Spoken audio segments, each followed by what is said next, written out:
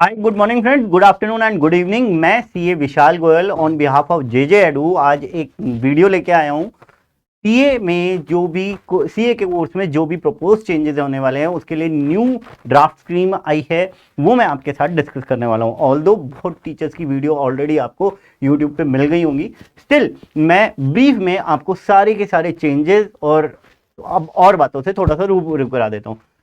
आपको डिस्क्रिप्शन में already notification का लिंक मिल जाएगा, आप उसे डाउनलोड करके पढ़ सकते हैं, लेकिन ज़्यादातर चीज़ें आपको समझ में नहीं आएंगी क्योंकि उनमें सिर्फ चेंजेस की बातें हुई है। तो एक बार मैं आपको ड्राफ्ट नोटिफिकेशन दिखाता हूं कि कैसी है। ये देखिएगा, ड्राफ्ट नोटिफिकेशन, भारत का राज्यपत्र, गैजेट ऑफ इंडिया, ये चीज़ समझ लीजिएगा।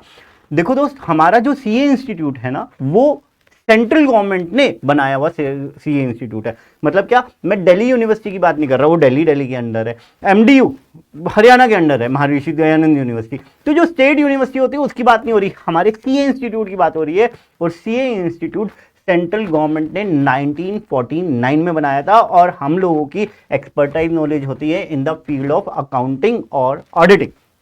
ठीक है, तो अब अगर हम बात करें कि क्या क्या प्रपोज चेंजेस हुए, तो 1949 में जो सीए इंस्टीट्यूट बनाया था वो एक एक्ट के थ्रू बनाया था। तो उस एक्ट में जो भी चेंज लाना होता है पढ़ाई से रिलेटेड या फिर सीए के प्रोसीजर से रिलेटेड, वो उस एक्ट में डाला जाता है। तो उस एक्ट में जो जो चेंजेस हैं, पूरा एक्ट नहीं दोबारा दिया जाता, वो एक्ट में जो जो चेंजेस हैं वो लिख दिए जाते हैं। तो नोटिफिकेशन के थ्रू हमारे इंस्टीट्यूट ने ये चेंजेस बताए। मिनिस्ट्री ऑफ कॉर्पोरेट अफेयर्स हमारे इंस्टीट्यूट को गवर्न करता है, मतलब हमारे ऊपर जो बॉडी है सेंट्रल गवर्नमेंट देखती है, लेकिन उन्होंने अथॉरिटी दे रखी है मिनिस्ट्री ऑफ कॉर्पोरेट अफेयर्स को। तो उन्होंने ये नोटिफिकेशन रिलीज की। मैं एक बार कुछ वर्डिंग्स आपको दिखा देता हूँ। पहले हिंदी का पार्ट आ रहा है, फिर इंग्लिश का पार्ट आ रहा है। तो मोस्ट प्रॉब्ली जो इंग्लिश का पार्ट है वो पेज नंबर 11 या 11 से शुरू हो जाना चाहिए। एक बार देखते हैं, नहीं 13 से होगा।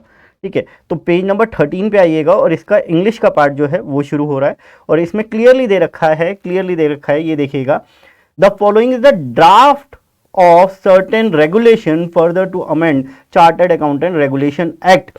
चार्टर्ड अकाउंटेंट रेगुलेशन एक्ट 1949 में हमारा इंस्टीट्यूट बना था, सीए एक्ट 1949 के थ्रू, और उसके बाद चार्टर्ड अकाउंटेंट रेगुलेशन एक्ट आए थे 1988 में। तो उनमें चेंजेस किया जा रहा है, तो उनकी चेंजेस की बात हुई हुई है। ठीक है, मैं डायरेक्टली आता हूँ चेंजेस पे, बात करते हैं। तो हमारे सीए में 3 लेवल रहते हैं generally, CA foundation level, inter level और फाइनल लेवल, जो आप लोगों को ऑलरेडी पता ही है। ठीक है, लेकिन फिर भी कुछ नए स्टूडेंट देख रहे हो, तो सीए फाउंडेशन हमारा एक एंटर लेवल है, बेसिक लेवल है, जिसमें आपके जनरली 12 से रिलेटेड सब्जेक्ट्स होते हैं। अकाउंट्स हो गया, इकोनॉमिक्स हो गया, मैथ्स हो गया, ये तो 3 नॉर्मली रहते हैं। ठीक है, अब क्या इन्होंने नया चेंज डाला कि आप 10th के बाद डायरेक्टली सीए इंस्टीट्यूट के पास जाके रजिस्ट्रेशन करा सकते हैं कि हाँ मेरे को सीए करना है। आप सीए फाउंडेशन कोर्स में रजिस्ट्रेशन करा सकते हैं।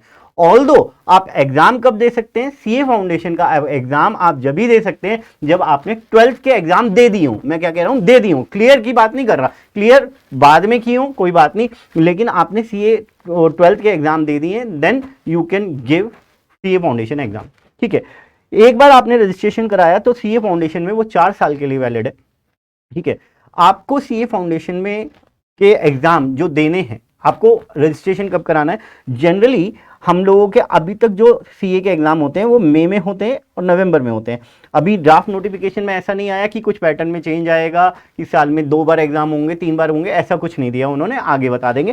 तो अगर आपने मई वाले अटेम्प्ट में एग्जाम देना है सीए फाउंडेशन का, तो मई में कि फर्स्ट डेट से पहले, 1 मई से 4 महीने पहले आपका सीए फाउंडेशन में रजिस्ट्रेशन हो जाना चाहिए, then you are eligible to give your CA foundation exam.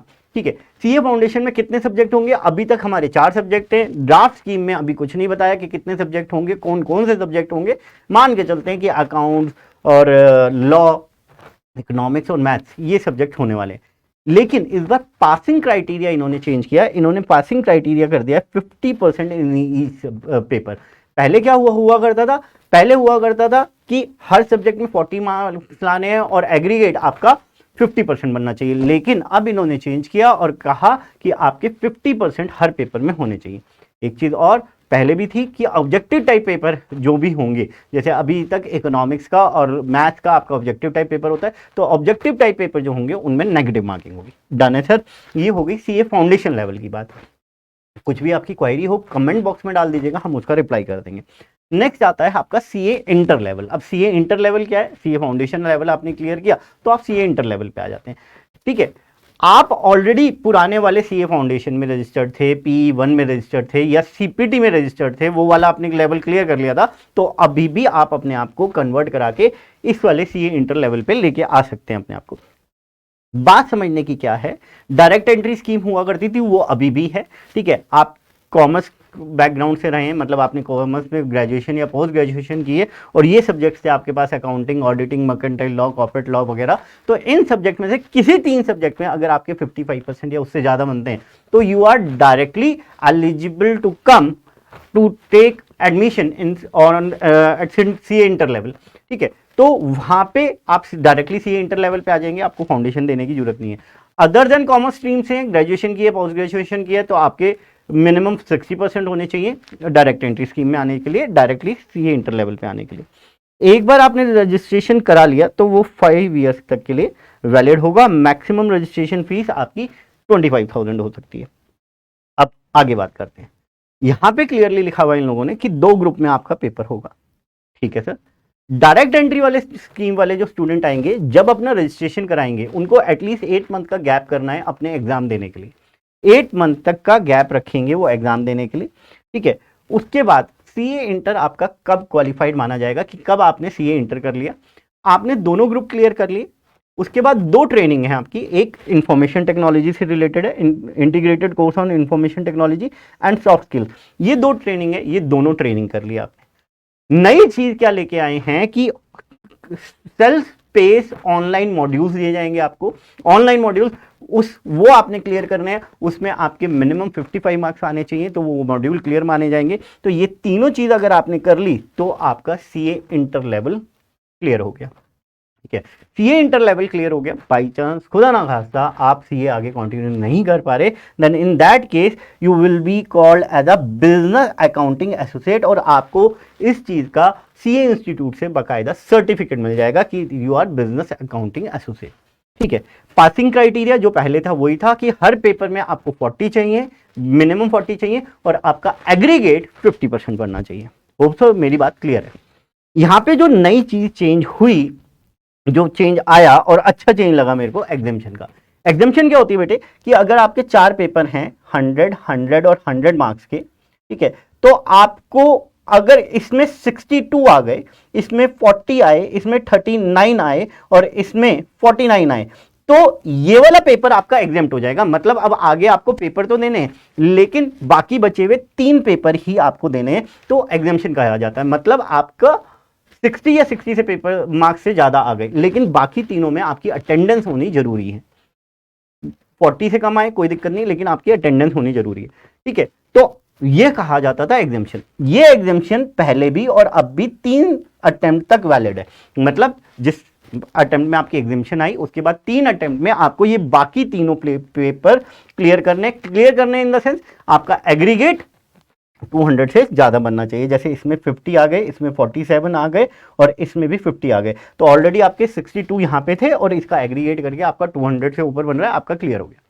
इन्होंने क्या प्रपोज चेंज डाला है कि अगर आप 3 अटेम्प्ट के बाद भी, मेरी बात ध्यान से सुनिएगा, 3 अटेम्प्ट एग्जामिशन के हो चुके, आप क्लियर नहीं कर पाए 3 पेपर, आप उसके बाद भी अपनी एग्जामिशन कंटिन्यू रखना चाहते हैं, देन इन दैट केस आप क्या करें, 4th अटेम्प्ट में आपको, 4th अटेम्प्ट में, मैं यहां पे करता हूं, 4th अटेम्प्ट में बाकी तीनों पेपर में आपको in each paper you have to score minimum 50 marks, तो ही आपकी वो एग्जामिशन वैलिड रह पाएगी। अदरवाइज वो एग्जामिशन आपकी खत्म है, आपको चारों पेपर दोबारा देने। तो ये चेंज किया इन्होंने सीए इंटर लेवल पे भी और फाइनल लेवल पे भी। ठीक है सर, नेक्स्ट आगे चलते हैं।